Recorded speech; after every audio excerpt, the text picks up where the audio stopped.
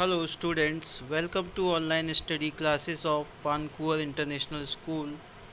Students, in our last class we have studied about the friendly bacteria and microorganisms which are helpful to us. Students, now today we are going to study about harmful microorganisms which can cause disease to us.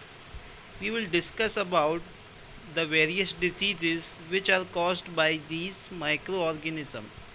Students, पिछली class में हमने micro organisms के बारे में पढ़ा जो कि हमारे लिए फ़ायदेमंद थे, जिनका उपयोग हम अपने दैनिक जीवन में करते आ रहे हैं। स्टूडेंट्स, आज हम ऐसे खतरनाक माइक्रो ऑर्गेनिज़म सूक्ष्म जीवों के बारे में पढ़ेंगे और उनसे होने वाली बीमारियों के बारे में जानेंगे। Students, so let's have a look on this video.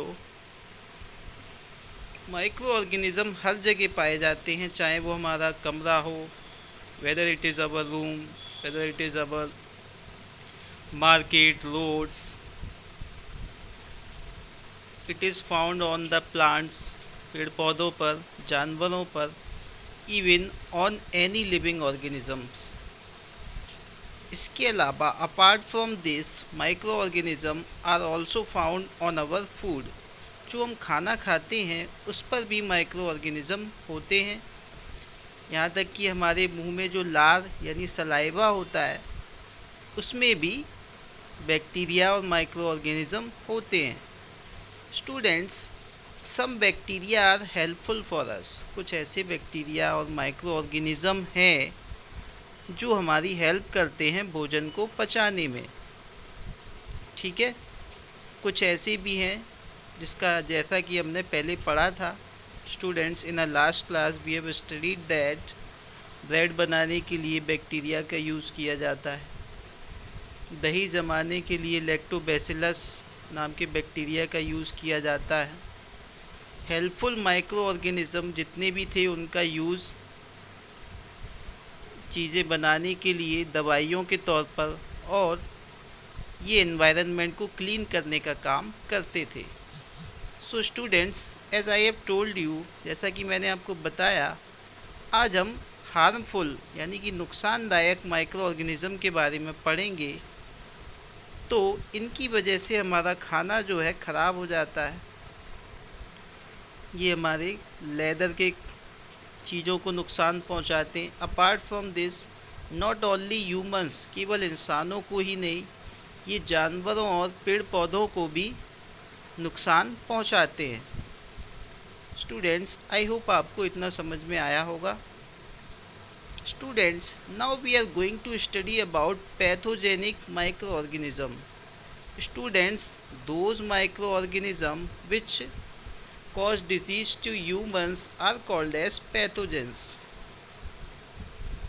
Students, इंसानों को जितनी भी बीमारियां होती हैं इन माइक्रो ऑर्गेनिज़म्स की वजह से, वो सारे माइक्रो ऑर्गेनिज़म्स को पैथोजेंस कहा जाता है।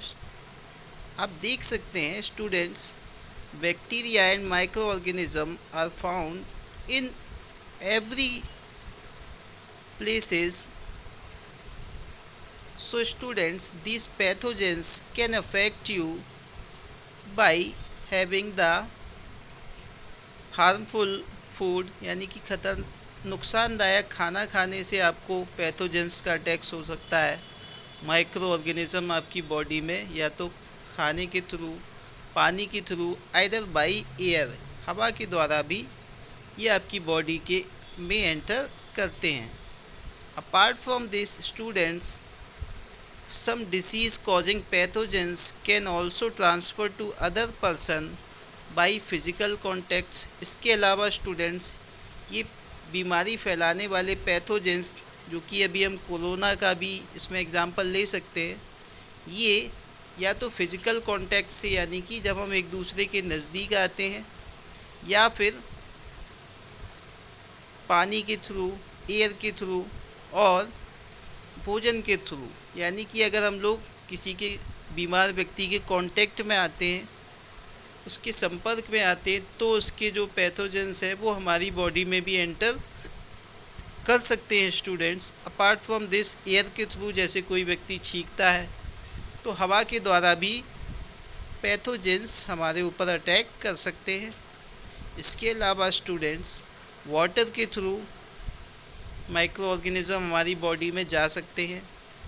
इस तरह से ये जो बीमारियां हैं स्टूडेंट्स, जो बीमारियां एक से दूसरे व्यक्ति में फैलती हैं फिजिकल कांटेक्ट एयर और वाटर के द्वारा, ये सारी डिसीज़ेस को बोला जाता है कम्युनिकेबल डिसीज़। यानी जो बीमारियां फैलती हैं एक से दूसरे व्यक्ति में, ट्रांसफ़र होते हैं जिनके पैथोजेंस, इनको बोला जाता है कम्युनिकेबल डिसीज़। स्टूडेंट्स, जैसे कि ये जो चिकन पॉक्स है, ट्यूबरक्लोसिस है, ये एक दूसरे के कांटेक्ट में, एक दूसरे से हाथ मिलाने, संपर्क में आने से, और ट्यूबरक्लोसिस ये जो बीमारी है ये हवा के द्वारा, यदि कोई व्यक्ति आपके ऊपर छींकता या खांसता है, इसके द्वारा ट्यूबरक्लोसिस पैथोजेंस आपकी बॉडी में एंटर करेंगे और आपको नुकसान पहुंचाएंगे। अपार्ट फ्रॉम दिस, इसके अलावा students, typhoid and hepatitis B are caused by water. यानी कि ये जो टाइफाइड और हेपेटाइटिस बी की बीमारी है, ये स्टूडेंट्स आपकी बॉडी में दूषित पानी यानी कि गंदे पानी पीने के कारण ये बीमारियां आपकी बॉडी में हो सकती हैं। Students, some animals are also the carrier of pathogens. कुछ ऐसे जानवर हैं, जैसे कोरोना के बारे में भी हमको ये अभी पता चल रहा है कि ये जो चमगादड़ हैं, bats, they are carrier of the corona virus. वैसे ही स्टूडेंट्स, जैसे चमगादड़ के बारे में कहा जा रहा है कि ये कोरोना के वायरस को फैलाने का काम कर रहे हैं, इसी तरह कुछ ऐसे जानवर हैं जैसे रैट्स वगैरह जिसके द्वारा प्लेग होता था। इसके अलावा इंसेक्ट जैसे कि मतलब मलेरिया मॉस्कीटो की वजह से। एंड इसके अलावा स्टूडेंट्स, हमसे हमेशा कहा जाता है कि खाने को हमेशा ढक कर रखना है, तो उसके पीछे कारण ये आप यहाँ पर देख सकते हैं। ये फ्लाई, एक मक्खी जो है, बैक्टीरिया के जब कांटेक्ट में, यानी कि जब ये गंदी जगह पर ये मक्खी बैठती है तो कुछ पैथोजेंस इसके ऊपर चिपक जाते हैं, स्टिक हो जाते हैं। फिर सेम फ्लाई आपके खाने के ऊपर अगर बैठती है, so that it can transmit. अब आप देखें किस तरह से ये पैथोजेंस आपके खाने के ऊपर आ जाते हैं students. This way fly can cause disease to you. इसकी वजह से आपको ये बीमारी मक्खियों की वजह से हो सकती है। और कुछ बीमारियां ऐसी भी हैं जिनसे हमें जान का खतरा भी हो सकता है स्टूडेंट्स। इसके अलावा स्टूडेंट्स, जो मलेरिया जो बीमारी है वो एक विशेष प्रकार के मच्छर के द्वारा होती है जिसको बोला जाता है एनोफिलीज। इसका मलेरिया फैलाने वाली मच्छर का नाम है, एक्चुअली ये फीमेल मॉस्कीटो है जिसकी वजह से मलेरिया नाम की ये बीमारी होती है। एंड स्टूडेंट्स, एक और जो है मॉस्कीटो है आपका एडीज मॉस्कीटो, ये भी एक फीमेल मॉस्कीटो है जिसकी वजह से होता है डेंगू। स्टूडेंट्स, ये जितनी भी बीमारियां हैं ये फीमेल मॉस्कीटो की वजह से होती हैं। इसके अलावा स्टूडेंट्स, हमें इन सब बीमारियों से सुरक्षा के लिए कुछ उपाय करने चाहिए जिससे कि हम इन सब बीमारियों से दूर रहे। We should take a preventive measure to curb these diseases।